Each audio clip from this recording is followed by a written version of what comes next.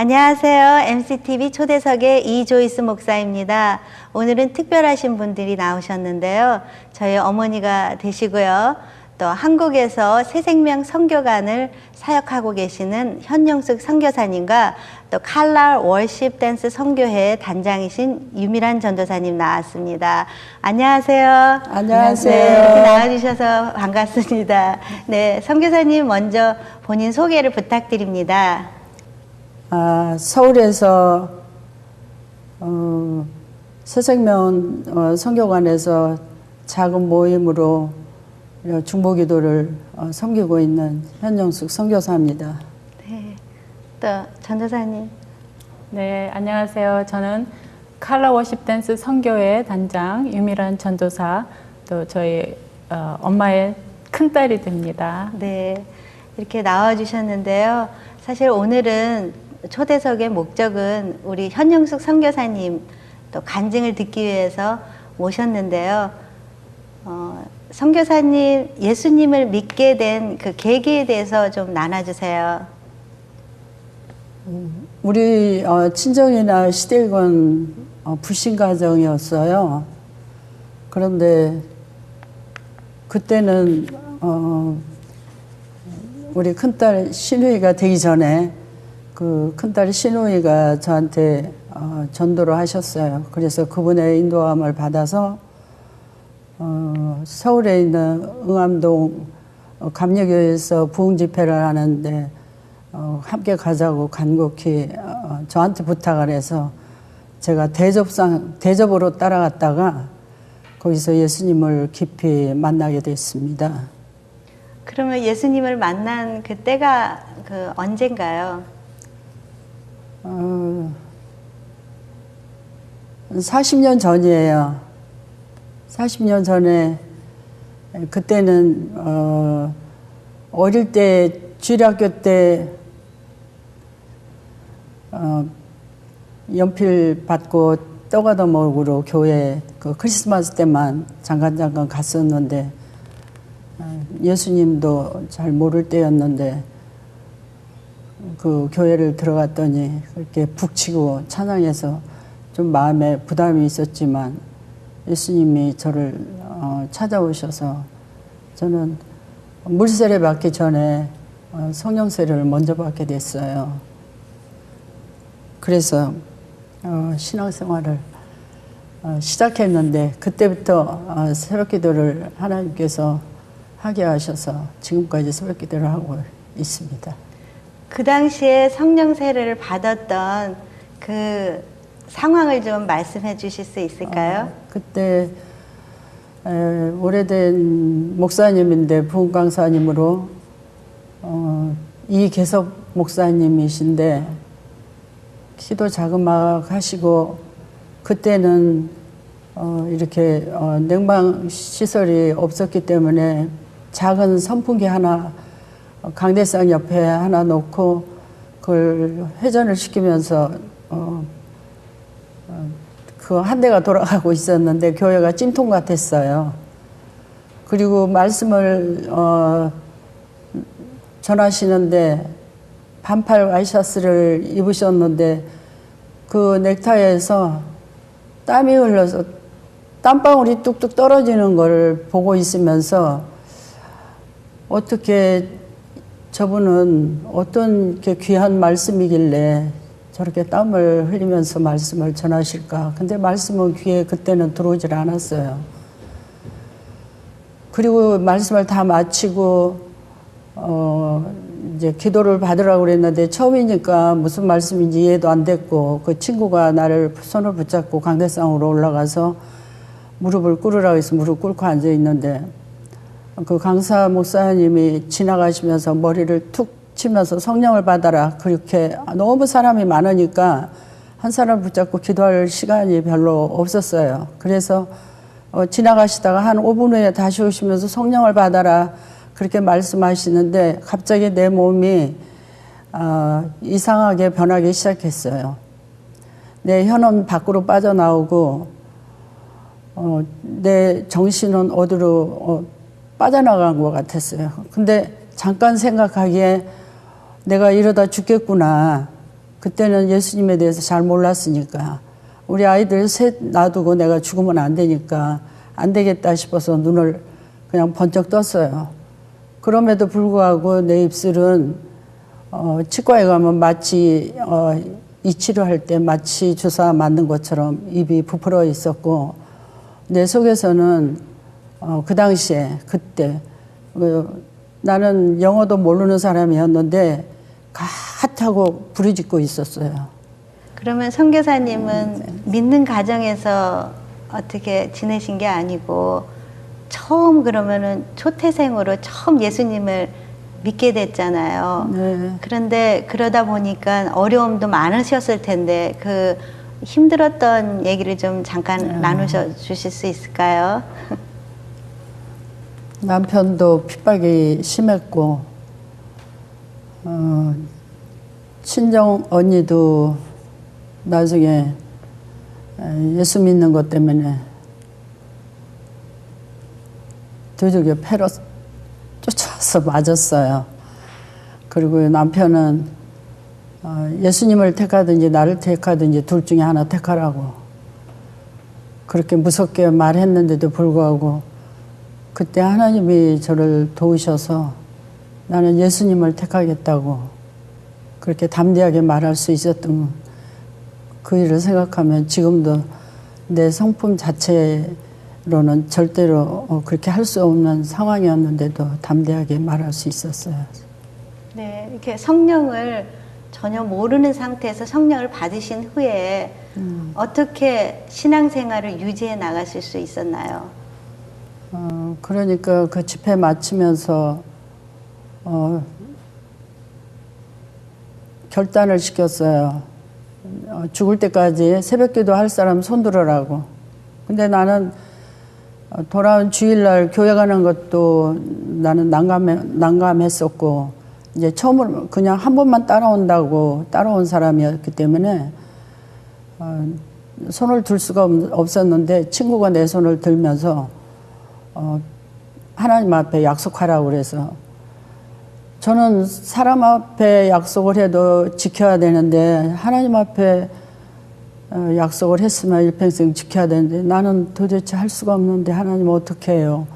저를 도와주세요. 그렇게 하나님 앞에 제 스스로가 아니라 기도하겠다고 약속을 했었어요.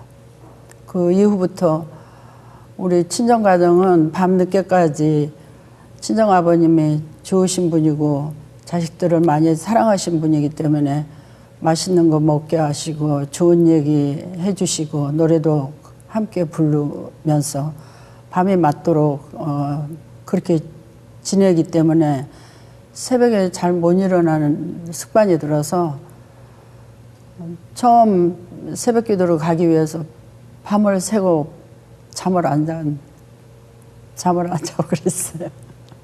네, 새벽 기도를 놓칠까봐 밤을 새면서 밤을 그냥 새면서 그때는 기다렸다가, 알람 시계도 없고 예. 깨워줄 사람도 없고. 그런데 이렇게 신앙생활을 하시다가 언제 미국에 이민을 오시게 되셨나요? 우리 큰딸이 결혼을 하게 되면서 5년 동안 시민권 받도록 기다렸다가 제가 먼저 85년 3월 14일 날 노스웨스트 비행기 타고 시카고에 이민해 왔어요. 그래서 이민 생활은 어떠셨나요? 처음부터 큰딸이 당부는 했었지만 말 못하고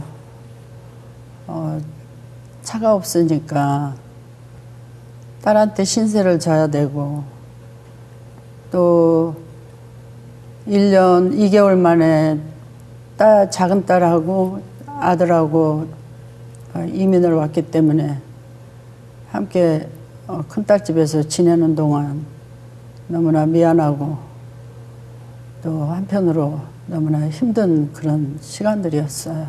그리고 신앙생활 하는 것도 그때 당시에는 새벽 기도가 별로 없었어요. 교회마다. 그래서 집에서 기도해야 되고 영적으로 많이 힘들었죠.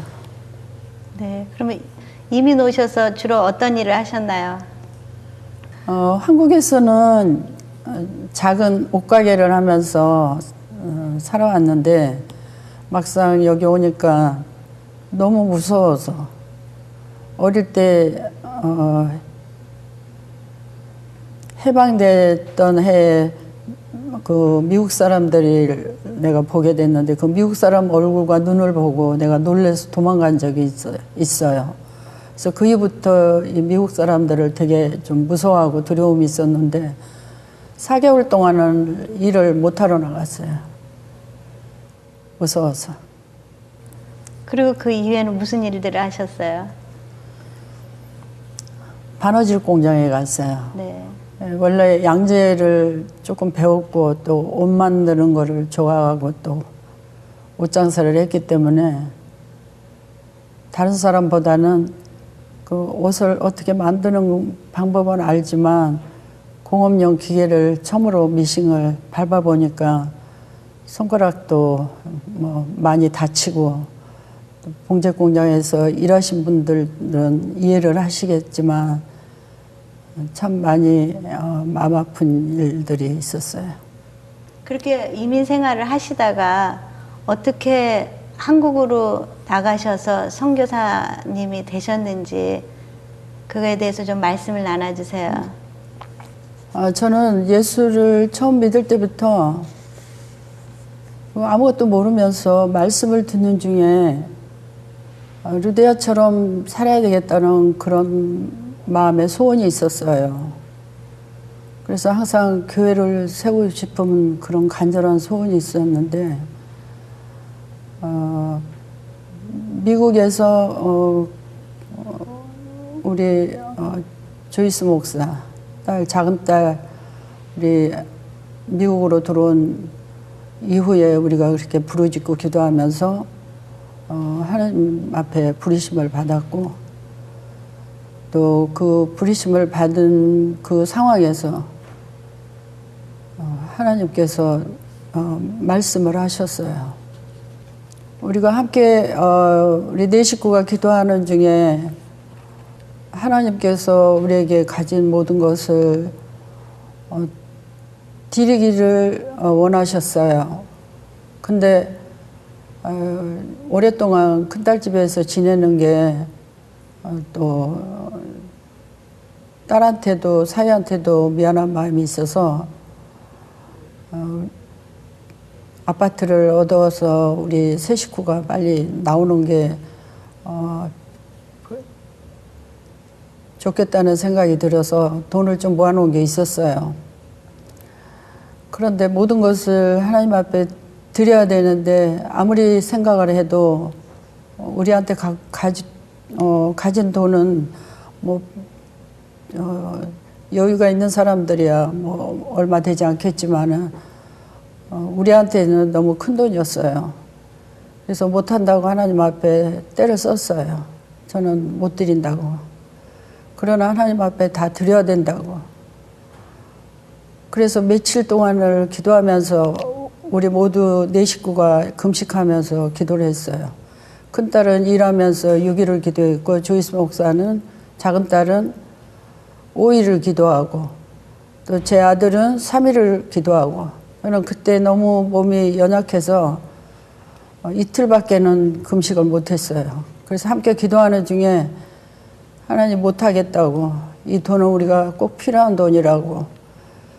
그런데 토요일날 아침에 마태복음 6장 25절 말씀으로 먹을 거 마실 거 입을 거 염려하지 말라고. 네 목숨이 먹을 것이 네 목숨보다 중하냐? 입을 것이 너 목숨보다 중하냐? 이렇게 질문을 하셔서 제가 너무 깜짝 놀라서 가만히 생각을 해보니까 그동안에 내가 많이 아팠던 사람이기 때문에 내가 이렇게 병이 나면 이 돈은 병원비로 다 없어질 뿐 아니라 내가 아픈 것은 그냥 공짜로 아프니까 너무 손해가 나겠다 이렇게 생각을 하고 억지로 드리기로 결심을 했는데 그때 열왕기상 3장 말씀 4절 말씀과 또 열왕기상 17장 9절 말씀에 사르밧 과부와 솔로몬의 일천번제에 대한 말씀도 아울러 주셨어요. 그래서 그때 하나님 앞에 무명으로 지금도 아무도 모를 거예요. 우리 가족만 아는 사실이에요. 그래서 드리고 난 이후에 우리는 더 어렵게 됐었어요. 상황이. 그렇지만 지금 생각해 보면 사람을 의지하지 않게 하시고 하나님만 바라볼 수 있는 믿음으로 우리를 인도하셨던 것으로 생각하고 지금은 감사하고 있어요. 그러면서 그때 제 생각에 하나님 앞에 이렇게 우리 가진 것 모두 드렸으니까, 그리고 솔로몬이 1000번제를 드릴 때 다른 거 다 구하지 않고 지혜를 구했더니 부와 수도 주셨기 때문에 나한테도 우리 가족들에게도 이런 하나님의 복을 주실 거라고 생각하고, 지금 제 사이가 된 조나단 목사님이 그때는 청년부를 맡은 전도사님이었어요. 우리가 차가 없으니까 우리를 아이들을 많이 해주셨어요. 근데 하루 새벽에는 가는데 3일 만에 그 1000번제에 대한 생각을 하면서 갔는데 하나님께서 저한테 이런 마음으로 말씀을 주셨어요. 네가 계산한 1000번제가 아니라 네가 드리는 예배는, 네 마음은 내가 1000번제가 아니라 내가 그 수가 찰 때까지 저한테 예배를 충실히 드리라는 그런 말씀이었어요. 그래서 그때부터 그 말씀을 내려놓고 하나님 앞에 열심으로 기도하기 시작했어요.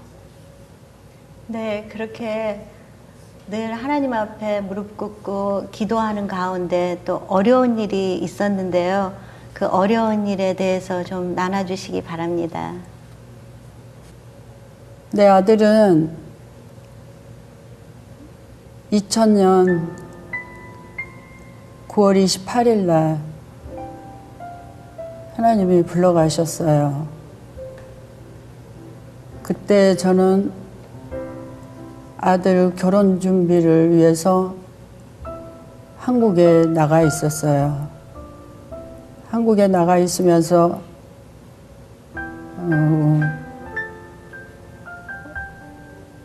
제 동생이 섬기는 가난한 농촌교회에 가서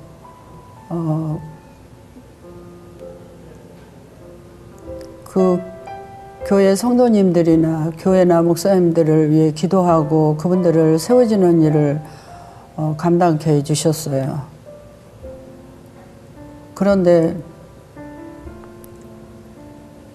잠을 자고 있는데 갑자기 동생이 발을 동동 굴리는 소리가 들렸어요. 그때 새벽 1시쯤 됐는데, 그래서 무슨 일인가 잠에 깨서 듣고 있는데 계속 발을 둥둥 구리더니 내가 자는 방으로 왔어요. 그러면서 전화를 받아보라고 그러는데 지금 내 옆에 앉아있는 조이스 목사 목소리였어요. 그래서 이 새벽에 무슨 일이 있길래 전화를 했나 그렇게 생각하고,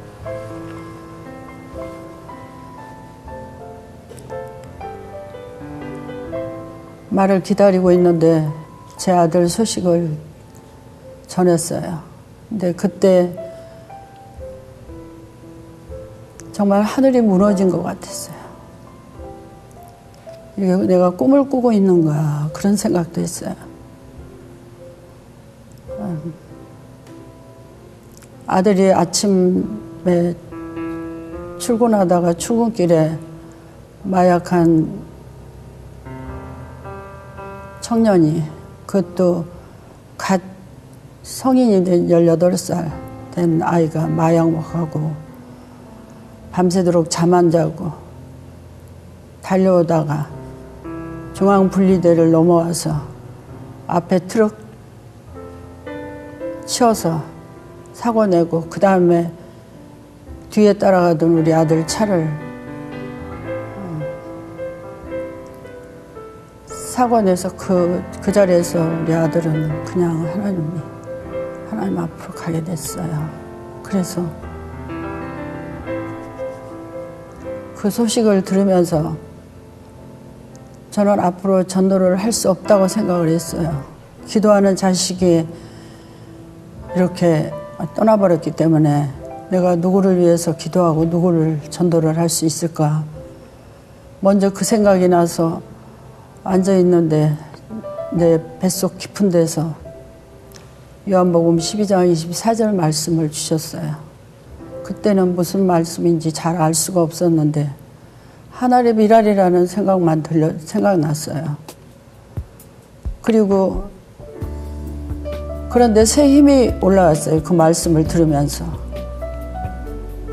그래서 그 말씀을 보니까 하늘의 미랄이 땅에 떨어져 죽어야 많은 열매를 맺는다는 말씀이었어요. 그때 그 당시에는 우리가 정말 하늘의 미랄이 돼야 되겠구나. 그런 생각은 안 하고 아들이 미랄이 되어 주었으니까 우리는 앞으로 많은 열매를 맺고 살 수 있는 우리 가족들로 하나님이 세워주실 것을 믿었기 때문에 위로를 많이 받았어요. 네, 그런데 이렇게 사고를 냈던 청년이 18세였고요. 또 마약을 많이 한 상태였기 때문에 형사법에도 걸린 상태에서 재판이 이루어졌었는데 그때 선교사님이 가족들과 의논해서 또 용서해 주기를 원하는 편지를 보냈는데 어떻게 그런 마음이 드셨는지 그 말씀도 좀 나눠주세요. 하나님께서 요한복음 12장 24절 말씀도 주시고 데살로니가 전서 5장 16절에서 18절 말씀 항상 기뻐하라, 쉬지 말고 기도하라, 범사에 감사하라. 이 말씀이었어요. 근데 제가 그 상황에서는 쉬지 않고 기도는 할 수 있어요. 왜냐하면 내가 살아야 되니까. 하나님 떠나서는 살 수 없고 기도 안 하면 죽을 수밖에 없는 상황으로 내가 떨어지기 때문에 내가 살기 위해서 하나님을 꼭 붙잡아야 된다는 생각이 들었어요. 그리고 기뻐하는 일은 제가 하나님 앞에 제가 기뻐는 못하겠다고 그랬어요. 그리고 범사에 감사도 제가 할 수가 없다고 지금은. 그런데 말씀을 생각하면서 내 아들은 하나님이 분명히 계획 가운데 불러가셨고 또 어쩌면 이 사고 낸 아들은 오히려 희생양이라는 생각이 들었어요. 그래서 그 아들을 우리는 보상금이나 뭐 이런 거 하나도 받지 않고 우리는 그 부모님도 얼굴을 본 적도 없고 그 사고 낸 아이를 얼굴을 본 적도 없어요. 편지 한 장만 감사의 편지 한 장만 보내서 그 아이를 우리가 용서했기 때문에 나중에 편지를 받았는데 우리 가족 모두가 이 아이를 용서하고 얘는 형사범이기 때문에 마약하고 살인을 했기 때문에 얘는 실형을 받아야 되는데 우리가 용서를 해야 얘가 사면을 받기 때문에 우리 조나단 목사님이 그때 영어로 편지를 다 써서 우리 온 가족이 용서하겠다고 판사님한테 보내서 그 아이를 용서하게 됐어요. 네, 저희도 용서받은 자들이기 때문에 이렇게 아무리 죄인이라 할지라도 용서할 수 있는 마음을 저희한테 주시고요. 또 그것을 하나님이 기뻐 받으셨으리라고 저는 믿습니다. 그러면 우리 지금 우리 선교사님 많이 마음이 이렇게 가라앉아 계시는데 이 책을 선교사님 이렇게 책을 한번 좀 보여주세요. 예, 이 책을 지금 쓰셨거든요. 오랫동안 일기로 이렇게 일기를 몇 권을 쓰신 것을 모아가지고 책으로 내게 됐는데요. 책을 내게 된 그 계기에 대해서 좀 말씀을 해주세요. 참 저는 원래 말 주변도 없는 사람이고 또 마음에는 하나님께서 주신 그 은혜가 많은데 막상 글로 쓴다는 것이 얼마나 어려운 일인지 그냥 아들이 떠난 이후부터 본격적으로 제가 일기를 쓰기 시작했어요. 아들이 떠난 지 지금 2000년에 떠났기 때문에 지금 이제 2016년인데 계속 썼어요. 또 하나님께서 말씀을 수시로 주시니까 그 주신 말씀을 제가 기록을 해야 되겠고 그러면서 하나님 이렇게 어려운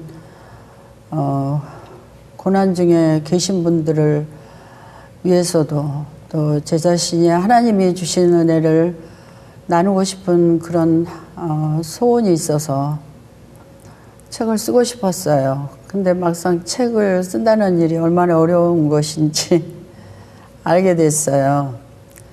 근데 2005년에 만났던 김호영 감독이 정말 저를 엄마처럼 좀 많이 이렇게 보살펴 줬어요.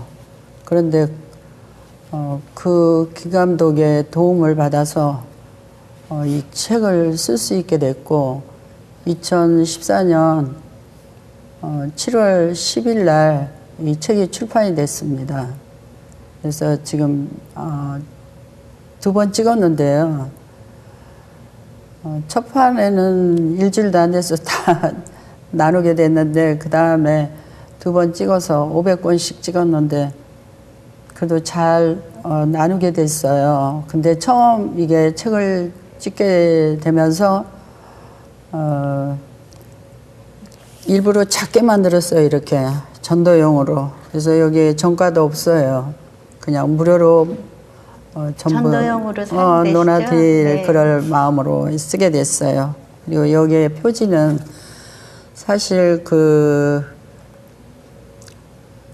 버드나무에서 나온 책은 거기가 이런 칼라를 넣어서 예쁘게 나온 책이 없어요. 저 책뿐이에요. 근데 어떤 꽃을 좋아하냐고 질문했을 때 제가 양란하고 추립이라고 했더니 추립을 이렇게 내놨어요. 근데 이 추립꽃은 제 옆에 있는 칼라 워십 유미란 전도사가 동생 그 묘 앞에다가 추립을 심어놨던 것이 그 다음에 피었어요. 근데 이 추립에 대한 깊은 뜻도 우리는 갖고 있었는데 그 마음을 하나님께서 전달하신 걸로 믿어집니다. 네, 튤립이 사실은 꽃을 피우기 위해서는 겨울이 오기 전에 땅에 심어서 한겨울 그 추위와 그 아주 힘든 그 시기를 지나고 나야지만 봄이 되어서 꽃을 핀다는 그런 의미를 가지고 있죠. 예, 이렇게 선교사님 책이 지금 전도용으로 사용되고 있는데요.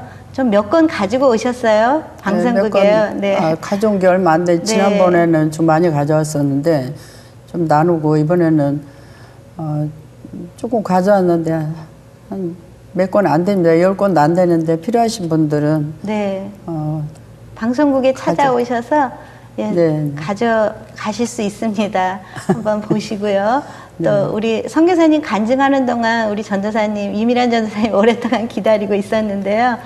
또 딸로서 엄마를 바라보는 그 마음을 좀 나눠주세요.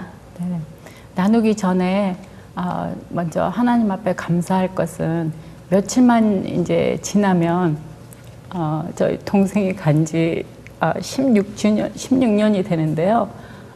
또 올해는 유대력으로 또 희년이 되고 그래서 하나님께서 완전한 회복을 선포하시고 우리에게 완전한 회복을 주시려고 사실은 저희가 이렇게 새벽에 앉아서 인터뷰할 계획이 없었는데 정말 하나님께서 미리 엄마에게 그런 마음을 주셨지만 그것이 그냥 엄마 둘이서만 인터뷰하기로 했는데 이렇게 셋이 앉아서 인터뷰를 하면서 이렇게 듣고 생각나게 하신 것은 우리에게 완전한 회복, 지나간 아픔에서 이제는 다 되었다.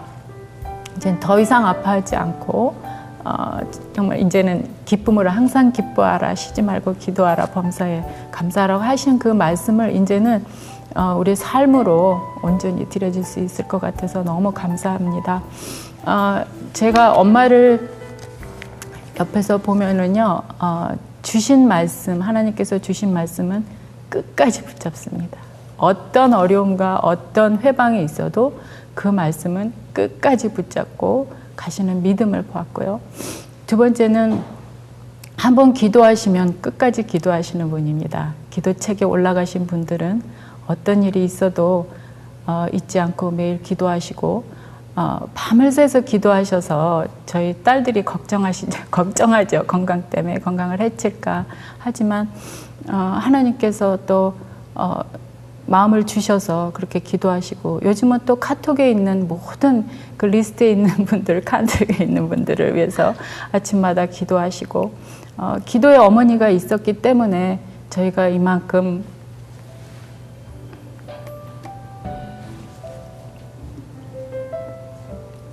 네. 기도하는 어머니가 계셨기 때문에 저희가 여기까지 올 수 있었고, 또 우리가 사역하는데도 또 엄마의 그 서포트를 받고 네, 사역할 수 있다고 생각합니다. 그래서 늘 든든한 엄마고요. 그래서 투정도 많이 부리지만 늘 엄마가 기도하시고 깨어있고 또 한 생명을 귀히 보시는, 우리가 또 생명에 대한 것을 우리가 가지고 있기 때문에 한 생명이 얼마나 귀중한 거를 우리가 알고 있어서 한 생명을 귀히 보는 어머니, 아무리 그 기도하는 분들이 떠나가고 또 마음을 상하게 하고 갈지라도 끝까지 붙잡고 기도하시는 어머니, 그것을 보고 네, 저희는 늘 감사하고 든든합니다. 네, 그렇습니다. 예.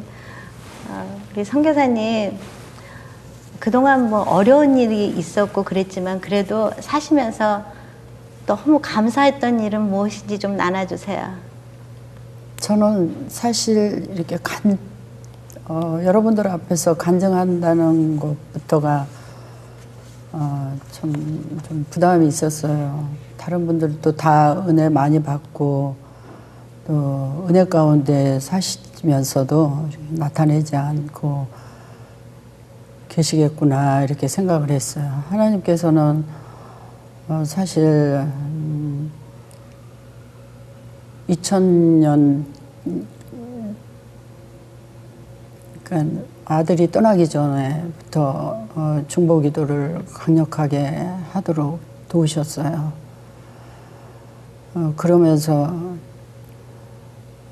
처음에는 한국에 있는 식구들에게 중보기도 제목을 보낼 때는 편지를 써서 보냈어요. 지금처럼 이렇게 뭐 인터넷이 이렇게 잘 돼 있는, 통신이 잘 돼 있는 때가 아니어서 그 어려운 중에 또 이렇게 함께 중보기도를 시작했던 그 식구들을 또 감사하고 또 그때부터 중보기도를 또 더 힘써 할 수 있도록 은혜 주신 하나님 앞에 늘 감사하고 있어요.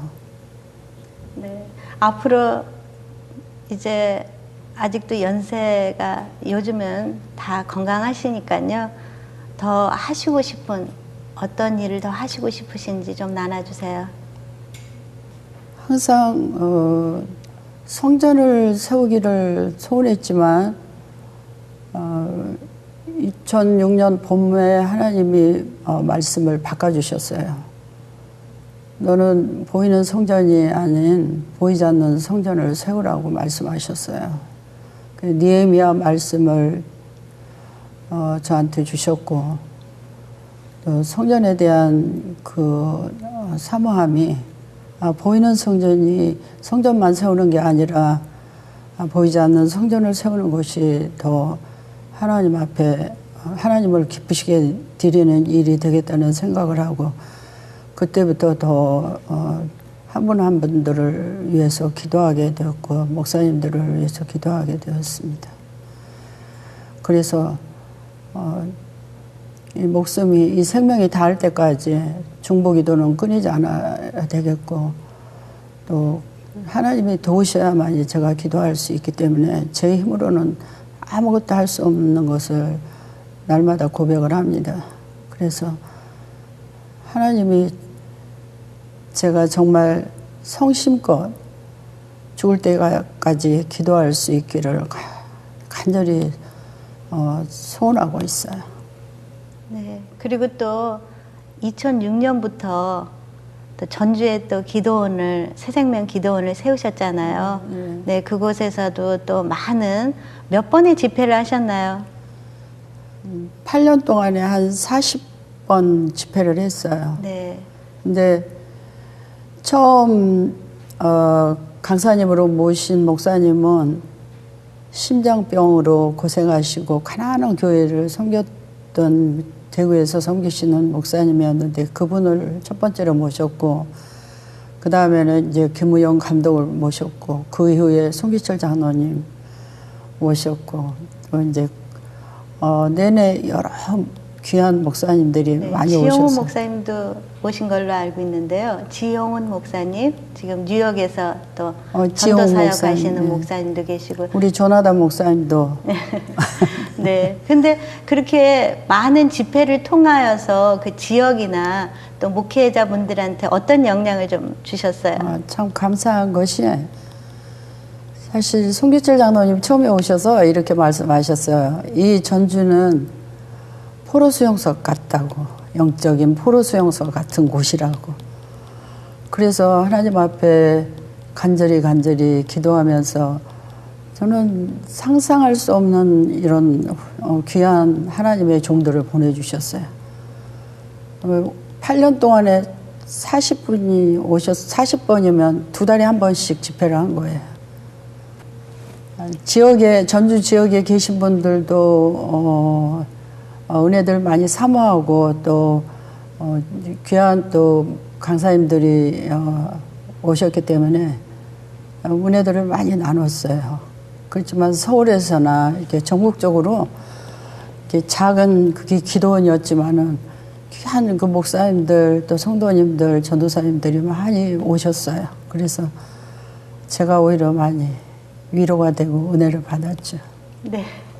예, 정말 많은 시간 얘기를 해도 다 끝이 나지 않을 정말 간증거리가 많이 있는데요. 시간에 제약이 있기 때문에 이제 마지막으로 또 MCTV 이렇게 위에서 기도해 주시고 계시고 또 이렇게 찾아주셨는데 이 방송, 기독교 방송 사역을 담당하고 있는 MCTV를 위하여서 후원 메시지를 좀 우리 선교사님하고 또 유미란 전도사님 또 자주 오셔서 또 이렇게 격려해 주긴 하지만 또 후원 메시지 함께 좀 나눠주시기 바랍니다. 네. 저는 미국 이민 와서 이렇게 하나님께서 저에게 귀한 또 하나님 앞에 예물을 드릴 수 있는 기회를 주셨습니다. 근데 하나님은 정말 신실하신 분이고 실수가 없으시고 변개치 아니하시는 하나님이시기 때문에 사르밧 가보에게 기름과 밀가루 한 움큼 남은 거 엘리야를 섬겼던 것처럼 저에게 그런 기회를 주셨는데 지금까지 저는 누구에게 돈을 꿔본 적이 없어요. 하나님이 주시는 대로 제가 어려운 교회나 목사님들이나 선교사님 그 외에 어려운 분들을 늘 나눌 수 있는 또 은혜를 주셔서 지금까지 저는 크레딧 카드가 없어요.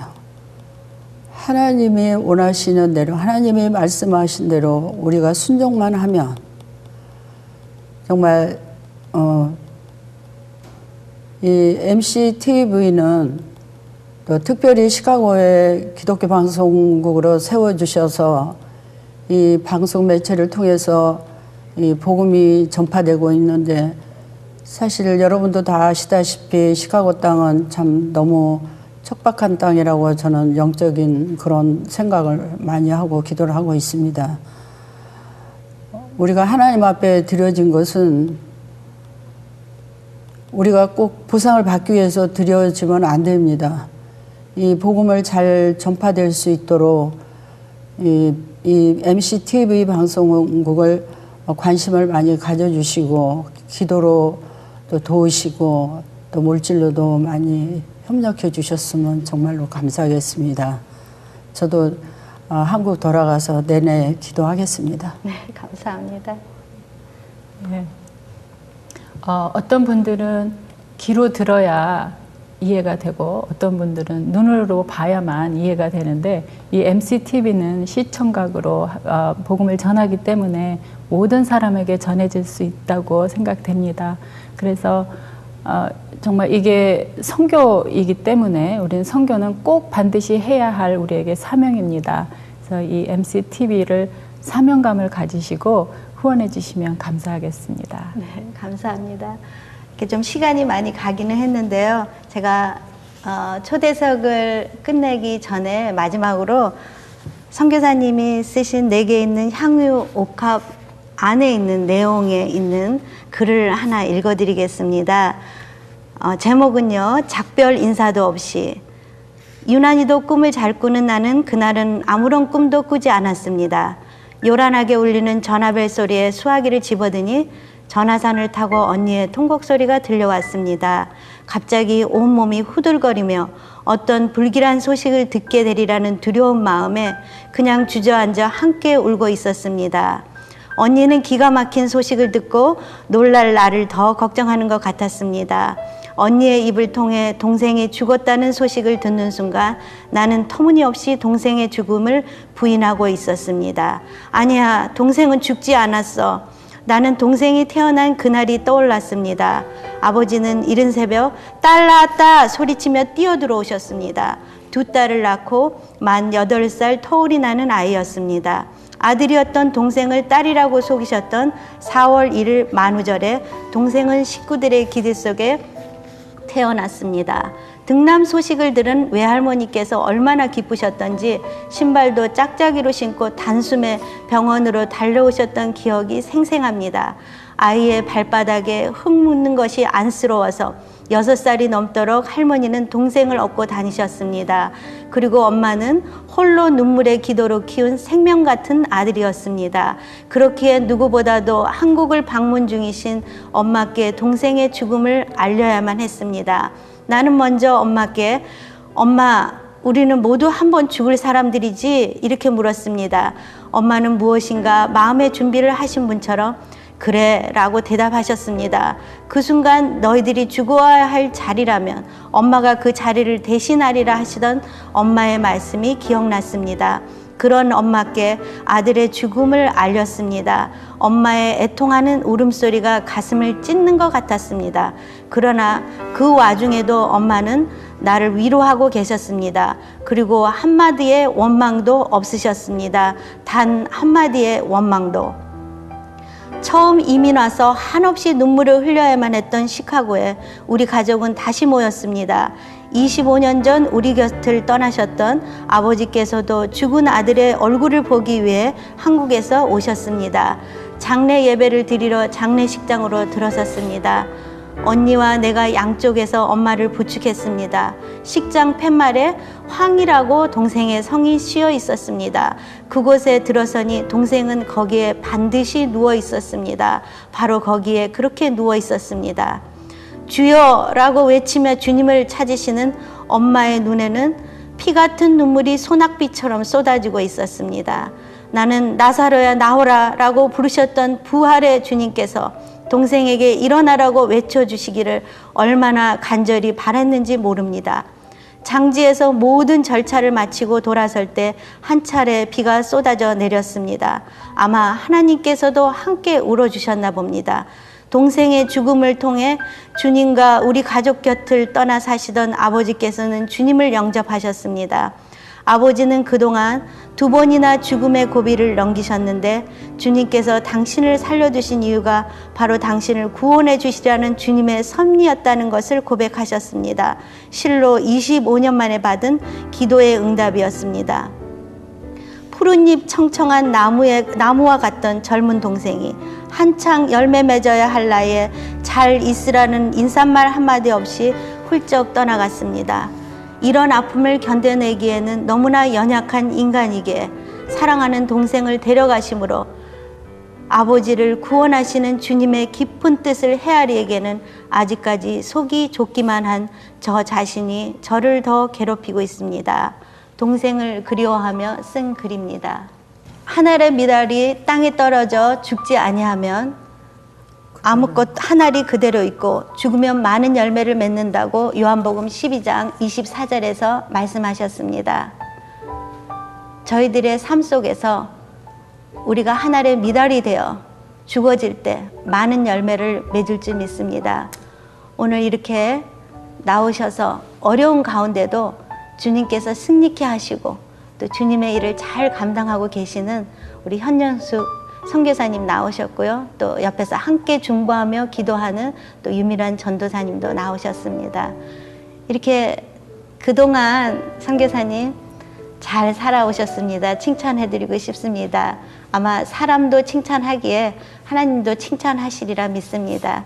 앞으로도 하나님의 나라와 또 하나님이 기뻐하는 일을 잘 감당하시기를 저희도 기도하겠습니다. 이렇게 나와주셔서 너무나 감사합니다. 감사합니다. 감사합니다.